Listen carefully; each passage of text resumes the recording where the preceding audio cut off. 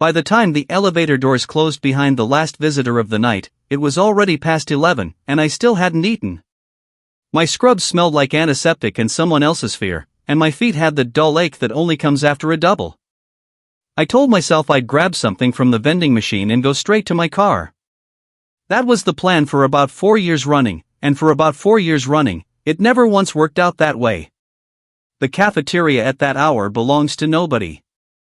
The steam trays are empty, the register's dark, and the only light comes from the fridge case humming along the back wall like it's the last living thing in the building. I liked it there. Nobody asks how you're holding up. Nobody needs anything from you. Except that night, Ben was already sitting at the corner table, 2 coffees in front of him, like he'd known I'd come. I didn't order that, I said, nodding at the second cup.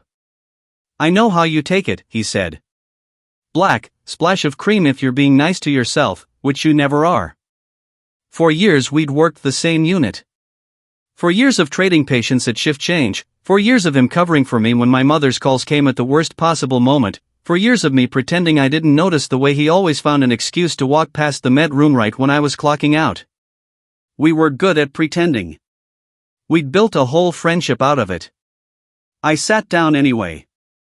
The chair scraped loud in the empty room, and neither of us laughed at how loud it was, which felt like its own kind of admission. Rough one, I said, not really a question. The kid in bed 4. He rubbed his eyes. Made it. Barely. His mom hugged me so hard I thought she'd crack a rib. That's a good night, then. Yeah. He turned the cup in a slow circle on the table. Good night. We sat with that a moment, the way you do when the words underneath aren't ready yet. I've noticed people talk about the good nights the way they talk about the bad ones, carefully, like the feelings might spill if you tip the cup too fast. Can I ask you something, he said, and you don't have to answer if it's. Just ask, Ben. Why do we always end up here? Same table. Same time. 4 years. I laughed, but it came out thinner than I meant it to. Coincidence? You don't believe that. I didn't. I told myself so many versions of that lie I'd started to believe I actually meant it, that I stayed late because the charting piled up, that I lingered in the cafeteria because the drive home felt too quiet, that it had nothing at all, to do with a man who remembered how I took my coffee without ever once being told. I think, I said slowly, that it's easier to sit across a table from someone at midnight than to say anything that might change what we already have. If I tell you and it goes wrong, I lose my favorite person on this floor. That's a real thing to lose, Ben. Not a small thing. He didn't argue with that.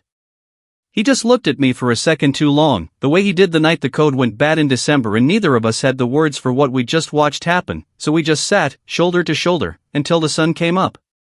I've thought about it, he admitted. More than I probably should have, working next to you every day. I kept telling myself it was unprofessional. That there's a version of this where it blows up and one of us transfers floors and we lose the whole thing. I didn't want to be the reason you left nights. You're not the reason I'd leave anything. No? No. My voice caught, just slightly, on the word. You're the reason I stay later than I should. There's a difference. The fridge case cycled off behind us, and for a second the whole room went that particular kind of quiet you only get at midnight in a building full of sleeping strangers. I thought about all the versions of this conversation I'd rehearsed alone in my car, the funny ones, the careless ones, the ones where I played it off like it never mattered at all. None of them sounded like this. None of them were this honest. So what do we do with that, he said. 4 years of pretending is a long habit to break. I don't know. And I meant it. There's no protocol for this, no order set, nothing charted and countersigned. Just 2 tired people and 2 paper cups going cold.